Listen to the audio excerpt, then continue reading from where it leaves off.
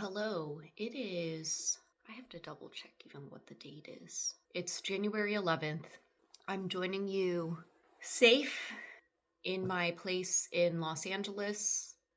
It has been a very surreal last couple of days. I've been telling people that I feel both so alone and helpless, and at the same time, I'm feeling so supported and so appreciative of everyone who has checked in and offered support, and generally seeing the LA community really come together in support and solidarity of our neighbors who have lost everything in these LA wildfires. They're still going on, but they are starting to be a little bit contained. But even as of last night, some of my friends who were in Brentwood area had to evacuate because the Palisades fire was starting to move east. I am generally kind of in between both the Eaton fire and the Palisades fires. So I'm not currently in an evacuation area, but keeping an eye out. All of that said, it's generally been pretty hard to focus on anything else over the last couple of days. It feels like grief, insurmountable loss for those who have been directly affected, and for those of us who know someone who are still here and who know someone who has been affected. I don't even know how to turn this into an update. It's the morning here. Yesterday, I want to say, since Wednesday the 8th, it has been hard to do anything. I think I spent most of Wednesday in my bed looking at Watch Duty, checking on updates, checking in with friends. That night, I did end up going rock climbing. That is something I'm starting to do this year. So essentially, all events that that were on my calendar have been canceled through at least January 18th. We'll see if it ends up being longer. We're actually hosting a Diversability Unplugged event on January 29th. And as of right now, it's still planning to go on. And if you are in LA and looking for community and support, this event is about celebrating disabled creatives. 100% of the ticket proceeds, though, will be donated directly to fire relief. It's going to be a while. So the 9th, recorded a podcast. I'm also getting ready to start promo for the UK launch of the Anti-Ableist Manifesto. That is going to be coming out on March 6th, 2025. So I guess one ask I do have for my community is if you know any podcasts in the UK that would be interested in having me on as a guest and you may have connections there, let me know. I'm happy to reach out or refer them over to our publicity team.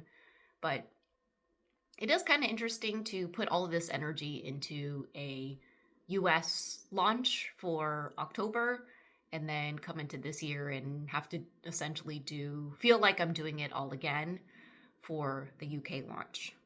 And then on Friday the 10th, we had our Diversability Office Hours event. I still decided to host it rather than postpone it because I do think that getting an opportunity to plug in with community, the air quality isn't great here, so I haven't been going outside that much. I do live by myself, so it was nice to kind of let my community know what was going on. And I wasn't really sure how to respond when they asked how they could support me. Tuesday had a couple calls. Monday was catching up on work and then went climbing. Starting this past Monday was essentially my first day back to work after taking a couple weeks off. I worked for myself, so I was still kind of working, but I wasn't having any meetings. So this week was kind of like the beginning of getting back into starting to have more meetings and things like that. The weekend, I caught up on some work. For the new year, I was in Santa Barbara. So we arrived on Monday, the 30th in Santa Barbara. It was so foggy and cold when we arrived. So we originally were going to go check out Santa Barbara Trapeze Company, but it was too foggy. So we decided or they let us join in the morning the next day. So we went to the trapeze, and then we had this wonderful dinner at Ama Sushi, and then kind of stayed in and watched some of these New Year's celebration. And then on Wednesday the 1st, we had a massage. I actually that morning took a dip in the ocean. I guess they call it the polar dip, just as a way to start the year. And it feels kind of ironic because the word that I chose for this year is nourished. Right now, just given everything that's going on in LA, I feel so depleted. Wednesday the 1st, we walked around a little bit. There are a couple fun areas to take photos that we did. But Wednesday the 1st, we got a massage and then had a nice dinner. And then Tuesday, ended up waking up pretty early, going to some areas to get some photos. The 2nd, I decided to stop by Chaucer's Book, which was the first time I ever saw my book in a bookstore where I wasn't already doing an event, which was pretty cool. You can catch that video on my YouTube. And then the 3rd was kind of like a recharge day, or I guess spent a couple days kind of recharging. On the 28th, Cassie Ho's Blogilates line launched. So I went to Target. I woke up early and the Target near me opens at like 7 a.m. So I went, bought some stuff, then spent like a lot of the day looking at reviews and stuff, and went back the next day to buy more stuff.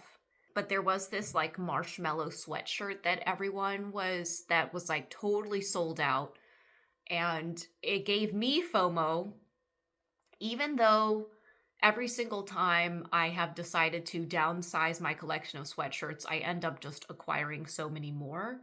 So it's not like I needed another sweatshirt. But even on the way to Santa Barbara, I had found a Target where they might have them in stock that Monday, and we went and they were totally sold out.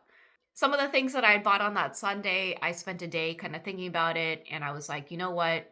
These don't quite fit right on my body. So it wasn't a wasted 3rd Target trip. I ended up going and returning those items. Thursday, the 26th, I went to go watch Wicked in theaters. And I arrived back in LA on the 25th and decided to go look at some of the houses that were decorated and things like that. My family ended up doing Christmas in Maryland on the 24th. It was snowing a little bit. Essentially just spent those days watching rom-coms, taking it easy, just moving slower. On December 22nd, my friend last minute invited me to a show at the Kennedy Center, so it was cool to see her and catch up. On Friday the 20th, I got a ticket to go see the holiday decorations at the White House.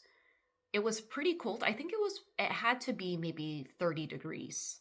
Tuesday the 17th to the 19th was the Harkin Summit, which was really focused on ways that we can meaningfully close the disability employment gap. At their opening reception, I got to do a book talk and signing there, and I got to meet Senator Harkin, tell him about my work, and sign a copy of the book to him. That has probably been one of the highlights of this entire book process. There have been many, many highlights. And then I was at the Harkin Summit and then grabbed dinner that night with a couple of the partners who had hosted me, and then was in sessions at the Harkin Summit on the 19th. Got to step out, on the 18th, was in sessions for the Harkin Summit, continuing to sign books, and got to step out for a little bit because I got invited to meet the head of the Consumer Financial Protection Bureau to record some content. That is now live on my Instagram as part of the anti-ableism series.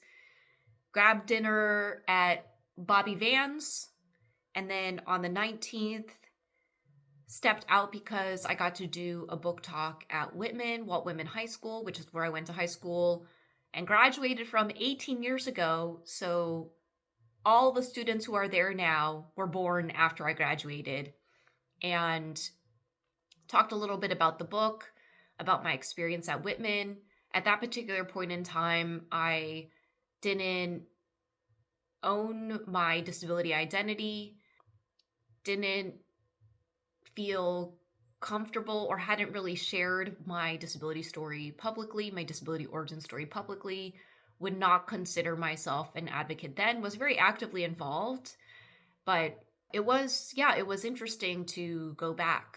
There's a lot of security, a lot higher security there, which makes sense because of all the school shootings that are happening around the country. And then that night got to catch up, grab drinks with one of our partners. On Monday, December 16th, ended up meeting up with another one of our partners to kind of tour their office space and talk a little bit more about a summit that they actually have coming up near the end of this month.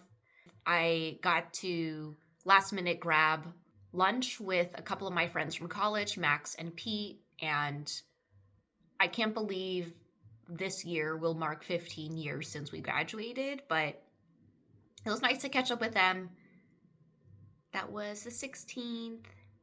Sunday the 15th is when my red-eye flight arrived in DC.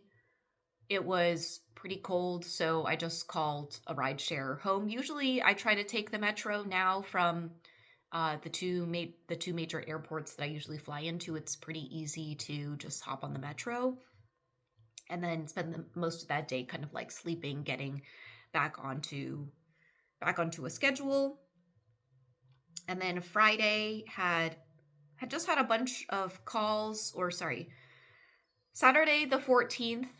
I'm still in the process of editing them, but I just went through my closet of all of the gifts that I've gotten over the last couple of months and recorded my unboxings. And I'm still editing those, so those will come out. Those will probably come out before this comes out. And then try to clean up a little bit and pack and get ready to head back home to DC for 10 days. Friday the 13th, I did some co-working in the morning, had a bunch of calls, grabbed lunch. Thursday the 12th, I had an Instagram live. I went to this event that was happening at Arcade. Sophia Amoruso was selling her closet because she was moving. And I went and I found like so many jackets that I loved. Splurged a little bit, but I think I will get good wear out of these jackets. On the 11th was the YouTube Creator Collective second annual AAPI Gala. This is my second year being invited, even with a small channel, to be surrounded by some of the top AAPI creators. I'm just so grateful for all of the opportunities that I've gotten through YouTube this year. On Tuesday the 10th, I had a book talk with the Disability Cultural Center. And then I think Monday the 9th, December 9th, was the first time I went rock climbing. I'm going to try to see if I can become good enough to become competitive. But for now, I'm just having a lot of fun, enjoying it. And then after rock climbing on the 9th, ended up checking out this ramen place in the area. On Sunday, December 8th, I had a lunch for my small business program where I got to sign some books as well. My friend who I met at the Paralympics in Paris was hosting this 100 Years of the Cecil Hotel, so I went to go support him. Saturday, December 7th, I wandered around downtown LA for a little bit. On Thursday, the 5th, hosted probably one of my favorite events.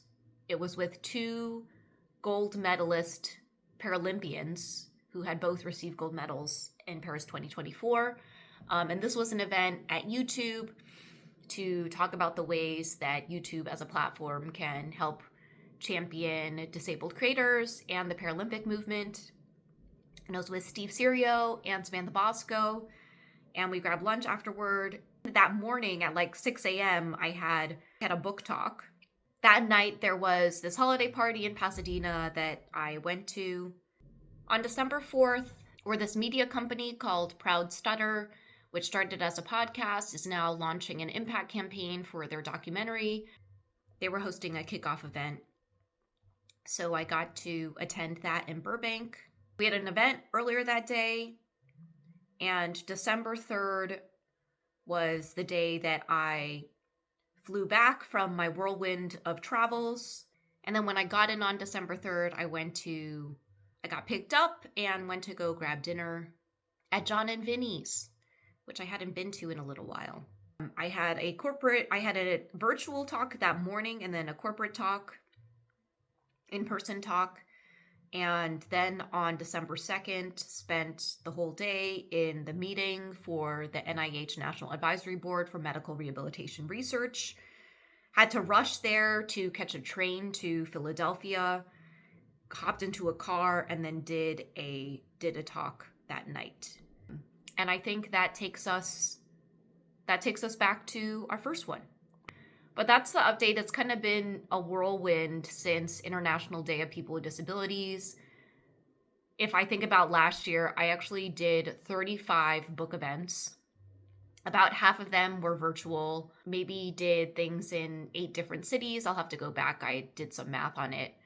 And coming into 2025, as of right now, I think coming into 2025, I'm still going to explore doing book events aligned with work travel. I think something people don't realize is that we are all, for many first-time authors, many of us are self-funding our own book tours. So I didn't really feel like mine was a book tour.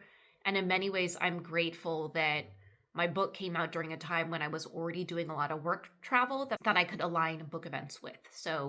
So grateful for all of the independent bookstores and libraries that hosted events, and also even to come into 2025 and see that there's interest in doing book clubs. The book has even been included as part of the curriculum for a January term that one of my friends is teaching.